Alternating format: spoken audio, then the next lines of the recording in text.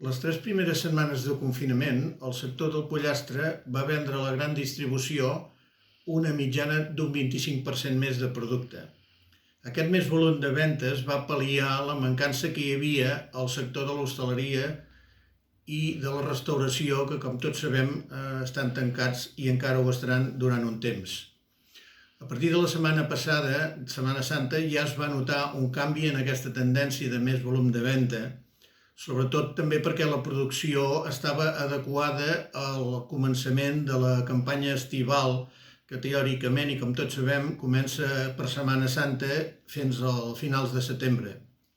En aquest espai de temps, el sector calcula que l'afluència de turisme a Espanya és d'un 65% del total que ve a l'any. Això són moltes persones que en principi poden estar una bona temporada que no vindran.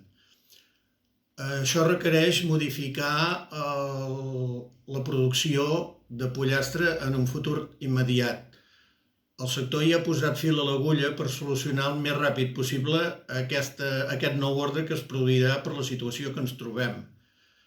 Tot i així, es produiran unes setmanes, les properes, a ben segur, on l'oferta superarà en molt la demanda.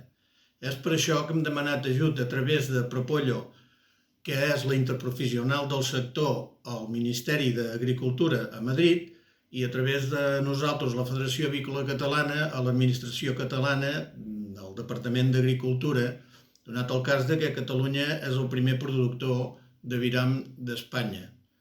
Això comportarà unes pèrdues considerables i, per tant, hi hauríem d'actuar el més ràpidament possible.